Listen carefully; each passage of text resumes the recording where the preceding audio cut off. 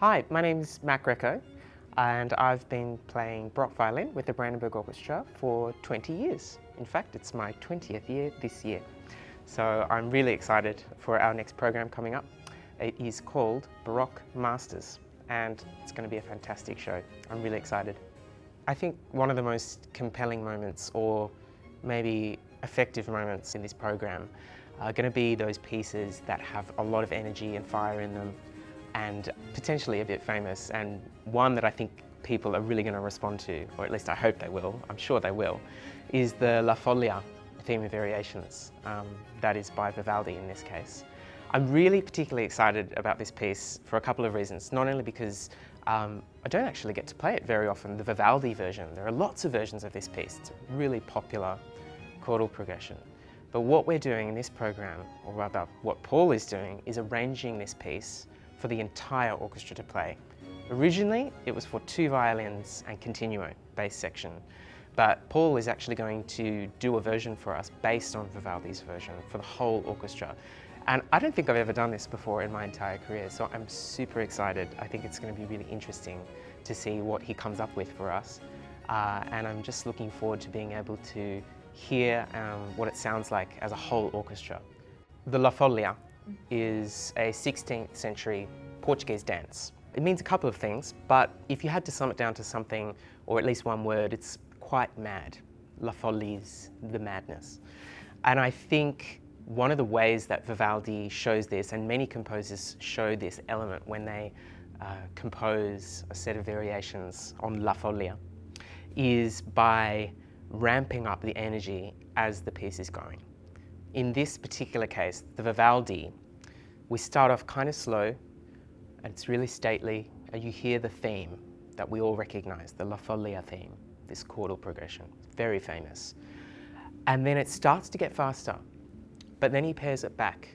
We have a little slow section, and we get faster again, and then he pairs it back, faster again, a slow section. So it's sort of doing this kind of crazy wave. By the time we get to the very last section, it's just a full-on madness affair. And I think that's Vivaldi's way of painting this really exciting and beautiful picture of this crazy Portuguese dance from the 16th century. It's a lot of fun to play. It's very fast. There's a lot of fast, virtuosic writing in it that is challenging for us and extremely rewarding when it comes across really well, which I know it is going to. I kind of think of La Folia, it's a little bit like a Ferrari or a Lamborghini. It has to be virtuosic, the 0 to 100, the way it handles corners. When all those things come across really well, when we perform it really precisely, it's just a beautiful, virtuosic and exciting piece to hear. So I'm really looking forward to it. The original Vivaldi La Folia is only for 2 violins and continuo. So you have these 3 parts. And his version, it's a little bit like a ping-pong ball match. We have the first violin, and then we have the second violin having a go. And then maybe the first and second violin pair up, and the cellos get a go with the harpsichord. The whole continuo section have a lot of fast notes. So Vivaldi really explores the relationship between these 3 parts very well. And if you imagine a ping-pong ball match, by the end of the match, the speed of the ball is actually getting faster and faster and faster, and the rate at which we exchange these musical ideas gets squished together. So I think it starts to sound more frantic, and it makes it harder to play. So these are some challenges, I think, with La Folia that actually are, I don't even like calling them challenges. They're things we like to sink our teeth into because they're super fun and super enjoyable. It's a great thing for us to be able to play. The thing I really look forward to in a program of Baroque music is hearing a variety of sounds. So one thing I'm really looking forward to in this program, with some really beautiful and heavy string playing, is having just a moment of respite. And I think that's really in the form of Melissa Farrow's beautiful flute playing. So when I know that in this program, when Mel gets up to perform her Concerto by Quantz, it's going to be a very special moment in the program, because we will have played quite a bit, and the audience, you will have heard quite a lot of string playing, some very virtuosic, flashy string playing, and it'll be a really nice moment for us to be calm and really give our full attention to this incredibly gifted performer that we're very lucky to have. I think if you've never been to a Baroque concert before, the perfect piece, or perhaps maybe one of the most likely pieces in our program that is really going to engage people is, in my opinion, Bach's Brandenburg Concerto No. 3. It's an interesting choice because we have this really great program full of, I think, quite famous music. We've got Pachelbel's Canon, we have the La Folia variations by Vivaldi. There's something about Bach and his Brandenburg Concerto No. 3 that I think audiences just click into.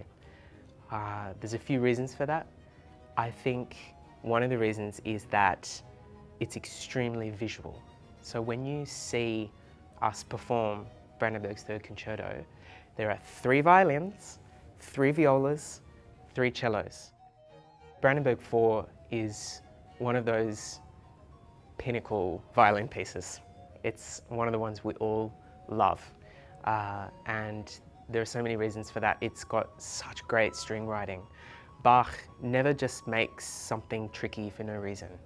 There's always beauty in it, or intention and richness of harmony. It's never just fast notes. And I love that about Bach. So when I hear Brandenburg 4, I get really excited because not only do I get to experience the virtuosity of the violin solo, but I love and enjoy the way it interacts with the other parts in the orchestra. Everyone's doing something slightly differently, and that's so Bach. Many layers of different music happening at the same time. In a program like this, where we're playing, I think, quite famous Baroque pieces, they're pieces that we've played many times. I think a few of them are pieces that hopefully audience members might have heard before as well. One thing that really excites me as a performer is when I hear an audience member come up to me and say, I loved Pachelbel's Canon, I loved La Folia by Vivaldi, but I'd never heard that concerto by Quantz before, and it really impressed me. I think as musicians who specialise in early instruments and historical performance, when audience members discover something that maybe they didn't know before, it's immensely satisfying for us. It makes us feel like all the effort we put into these instruments has sort of paid off. It's my hope that in this program, these wonderful, famous pieces will kind of act as a gateway to maybe a few of the pieces in the program that you may not have heard, like perhaps the Quantz Concerto, or maybe you haven't heard the Handel Concerto Grosso. I think Handel's Concerto Grosso No. 1 in G major has this really beautiful, almost cinematic moment. At least it's very special for me. We have this really awesome opening that's really welcoming, tempo giusto it's called. And then we have an allegro, a nice fast movement. It's really joyous and totally celebratory. And then all of a sudden, it's almost as if a film director is changing scenes. We have this beautiful, sad and extremely expressive slow movement that kind of comes out of nowhere. And it really features the interaction between the 2 solo violins and the orchestra. It's really sort of sad moment in what otherwise would be a very happy and really welcoming and generous composition by Handel. So I think that's a really beautiful cinematic moment to look out for. I'm really looking forward to our upcoming program, Baroque Masters. It's got some of the best music from the Baroque period in it, and I hope to see you all there.